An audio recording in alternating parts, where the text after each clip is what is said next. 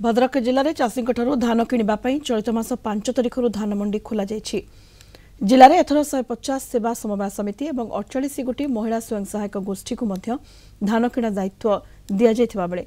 22 गोटी मिलर को धान संग्रह दायित्व जिला प्रशासन पक्ष दि प्राय सबु मंडी में धान किणा आरंभ होता बेले अधिकांश मिलर मंडी मान धान संग्रह करुछंती किंतु केतेक मिलर मंथर गति मंडी धान उठाइबा सहित अनेक मंडी धान आदौ उठाई नाहांती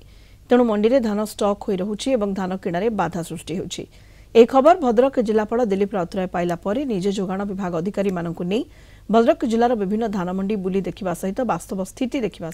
सेवा समवाय समिति संपादक और चाषी सहित एनी आलोचना करथिले। जिला स्तर समस्त अधिकारी माने विभिन्न मंडी पॉइंट को जाउछंती सेमाने अचानक मध्य परिदर्शन करूछंती तेणु आमे तो परिदर्शन करिक जेतो जानिलु जे ए तीनटा मिलर्स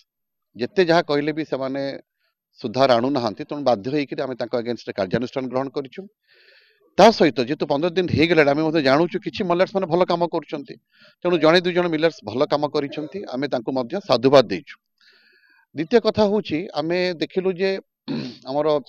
जिल्ला रे 22 लाख होछि मिलिंग कैपेसिटी 22 लाख क्विंटल्स से आमर आम एक्सपेक्ट करुचे वर्ष 35 लाख रु 40 lakh tonne sorry 40 lakh quintals आमर प्रोक्योरमेंट हम से